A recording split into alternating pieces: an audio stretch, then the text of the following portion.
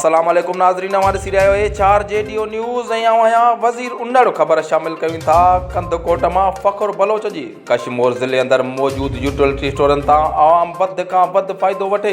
अॼु deputy commissioner कशमोर Kandhkot मुनवर अली मिठियाणी कशमोर ज़िले अंदर मौजूद यूटिलिटी स्टोरनि जो अचानक दौरो कयो। उन मौक़े ते यूटिलिटी स्टोरनि ते मौजूद खाद खुराक जे सामान ते एतमिनान जो इज़हार कंदे चयो त सिंध सरकार जी अवलीन कोशिश आहे त आवाम खे वधि मां वधि फ़ाइदो रसाइजे। कशमोर ज़िले अंदर मौजूद यूटिलिटी स्टोरनि तां आवाम वधि मां वधि फ़ाइदो वठे। उन मौक़े ते दुकानदारनि वापारियुनि खे हिदायत कई त हू रोज़ानो इस्तेमालु थींदड़ शयुनि जी मुक़ररु थियल अघनि जी लिस्ट मुनासिब जाइ ते लॻाइनि ऐं उन मुताबिक़ शयूं विकिणनि। रोज़मर्रा शयूं ज़ख़ीरो कंदड़नि ख़िलाफ़ कार्रवाई कई वेंदी। Deputy commissioner Kashmore assistant commissioner Mukhtiar Khan खे हिदायत कई त हू पंहिंजे तलक़नमी रेट चेक करण लाइ मार्केटुनि जा अचानक दौरा कनि ऐं वधीक मुनाफ़ो वठंदड़नि दुकानदारनि ख़िलाफ़ कार्रवाई कनि। चार जेडीओ न्यूज़ में फ़िलहालु एतिरो ई।